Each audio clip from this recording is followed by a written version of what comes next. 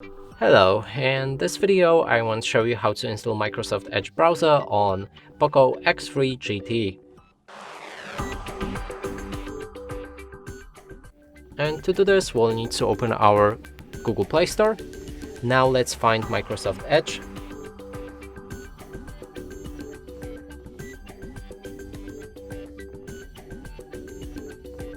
Here, install it.